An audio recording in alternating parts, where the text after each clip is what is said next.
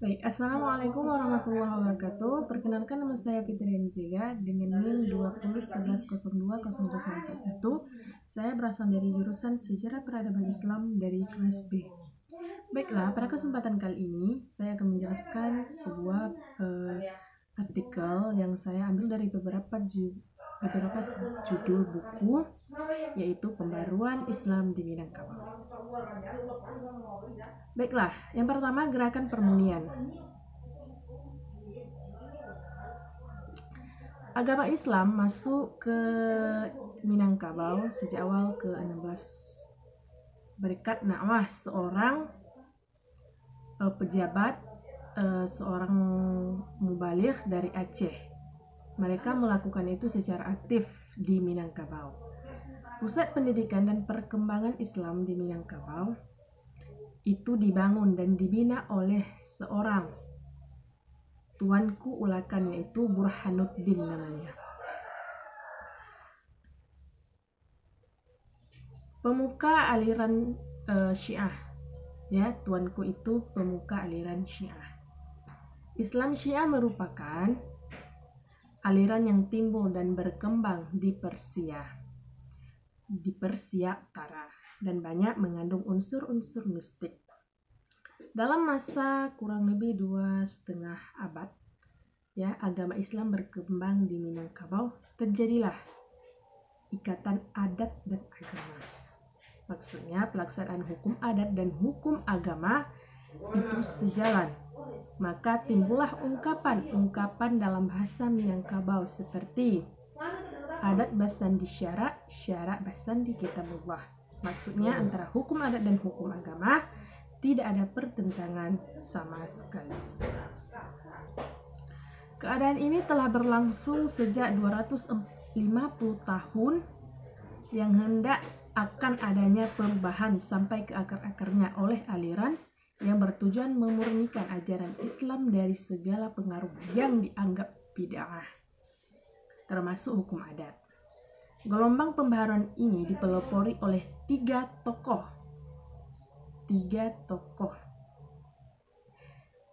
Yang pertama itu ada Syekh Jambe, Syekh Amrullah dan Syekh Abdullah Ahmad yang secara aktif ikut serta dalam aksi permurnian agama Islam yang dilakukan oleh Ibnu Saud di tanah Arab pada akhir 18 dan menuju awal abad ke-19.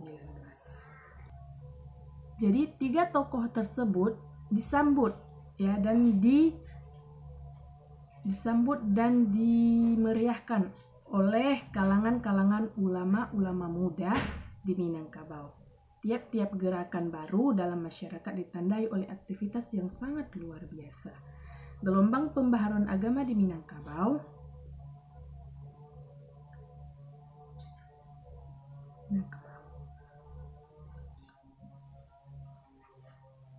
kemudian disebut dengan gerakan Padri yang meletuskan perang saudara. Perang saudara itu mengundang masuk militer Belanda yang berhasil memaksakan dominasi politik ekonomi mereka di alam Minangkabau.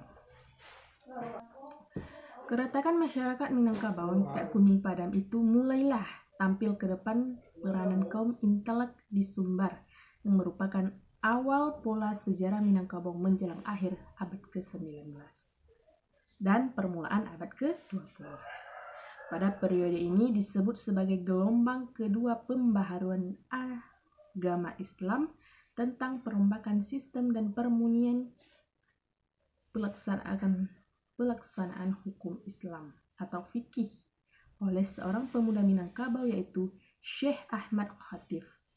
Beliau belajar dan menetap di kota Mekah pada pertengahan abad ke-19 dan diberikan pendidikan tentang tarikat Naqsabandiyah serta memperdalam ilmu pengetahuan tentang seluk-beluk agama Islam dan hukum Islam. Pengaruh yang dibawa oleh Syekh Ahmad Khatif ini sangat besar sekali di seluruh penjuru dunia, khususnya di kalangan pemuda calon ulama di Minangkabau. Salah satu di antaranya adalah Ahmad Yahya sebagai Tuanku Simabur. Dia berasal dari luhak tanah datar. Karena kebanyakan murid-muridnya itu berasal dari Minangkabau, beliau menyebarkan paham yang beliau bawa dari seluruh pelosok-pelosok Sumbar ke pelosok-pelosok Sumbar. Pertikaian antara kaum adat dan kaum agama semakin memuncak. Dari pihak ulama Tuanku Simabur banyak mendapat kritikan yang sangat pedas. Di antaranya dari Syekh Mungkar di Payakumbuh, Luhak Koto, yang pada akhirnya Tuanku Simabur itu diasingkan ke Cianjur pada tahun 1904. Baiklah, saya akan menjelaskan tentang asal-usul kaum tua dan kaum muda. Kaum tua dan kaum muda ini adalah istilah untuk menyebut kelompok elit sosial dalam masyarakat. Meskipun istilah ini secara historis sangat populer dalam gerakan intelektual Minangkabau, namun istilah ini tidak mutlak ditunjuk untuk popularisasi kaum intelektual di Minangkabau. Yudi Latif menyebut kaum intelektual dan inteligensia ini dengan bangsawan pikiran. Bangsawan pikiran ini disebut untuk menunjukkan kemunculan inteligensia Hindia Belanda di paruh awal abad ke-20. Istilah bangsawan pikiran ini memunculkan untuk menunjukkan dengan elit bangsawan lama yang disebut bangsawan Oesoel. Lebih lanjut, Yudi Latif menulis untuk menegaskan mulai hadirnya komunitas baru inteligensia seperti yang dibayangkan. Maka komunitas baru bangsawan pikiran disebut dengan kaum muda dan komunitas bangsawan Osol disebut dengan kaum tua atau kaum kuno. Hanya saja Yudi Latif belum menunjukkan secara persis waktu kemunculan. Penjelasan dari Taufik Abdullah dalam disertasinya School and Politics, Kaum Muda Movement in West Sumatra, mulai memberikan petunjuk yang jelas tentang waktu dan asal-usul istilah ini. Ia menyebutkan istilah kaum muda dan kaum tua dipopulerkan tahun 1906 oleh Datuk Sultan Maharaja, seorang jurnalis di Padang. Ia menyebut diri dan kelompoknya dengan kaum muda dan melabeli lawannya dengan kaum kuno atau kaum tua. Secara Sanusi, Latif mengemukakan bahwa kaum muda adalah sebutan untuk tokoh-tokoh yang merupakan murid dari Syekh Ahmad Khatif di Minangkabau. Ulama asal Minangkabau ini menjadi pengajar dan imam di Masjid Haram, Mekah. Istilah kaum muda menurut Sanusi terinspirasi dari gerakan kaum muda Turki yang dipimpin oleh Anwar Pasha. Sementara kaum tua adalah kelompok status quo yang bertahan dalam tradisional yang berseberangan gagasan dengan kaum muda. Gagasan penting di balik polarisasi gerakan kaum tua dan kaum muda khusus untuk Minangkabau. Polarisasi kaum tua dan kaum muda ini disebut oleh Mestika Z, Profesor Sejarah Universitas Negeri Padang, sebagai fase kedua revolusi intelektual yang terjadi di Minangkabau setelah gerakan Paderi. Adapun agenda yang menjadi spirit perdebatan kaum tua dan kaum muda disebut secara umum berkisar sekitar persoalan ijtihad dan modernisme. Baiklah, sekarang saya akan menjelaskan tentang gerakan kaum tua. Keberadaan kaum tua diakibatkan karena lahirnya kaum muda. Kaum muda yang merasa terdidik dan memiliki sudut pandang baru kemudian menggugat kemapanan yang telah ada. Maka akhirnya muncullah pertikaian. Dalam kehidupan beradat muncul orang-orang baru sebagai hasil dari pendidikan sekuler Belanda. Mereka yang utama ialah Mahyudin Datuk Sultan Maharaja yang sangat dekat sekali perhubungannya dengan orang Belanda. Ya, selain menentang golongan konservatif di bidang adat, beliau juga sangat keras penentangannya terhadap golongan Islam.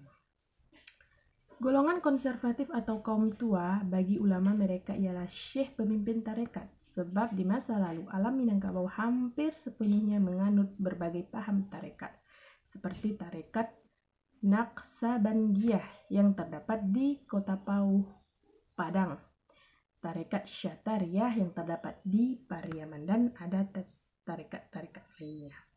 Lalu yang kedua, gerakan kaum muda.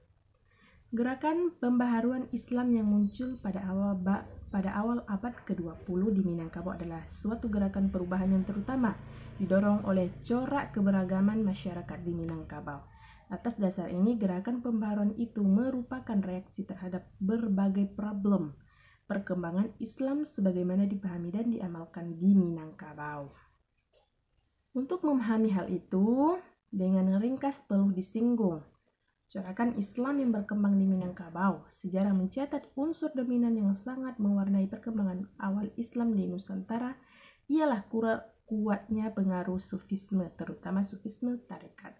Hal ini disebabkan oleh kenyataan bahwa Islamisasi Nusantara sangat besar terjadi pada saat berkembang subur Sufisme sebagai implikasi dari jauhnya Baghdad.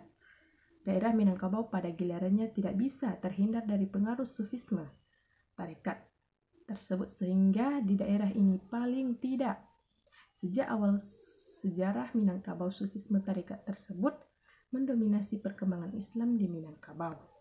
Yang paling menonjol peranannya adalah tarekat Syatariyah, Qadariyah, dan Naqsabandiyah. Baiklah, terima kasih atas waktunya. Itulah beberapa penjelasan dari saya. Lebih dan kurang saya mohon maaf. Wajar saya juga belajar dalam melakukan presentasi ini.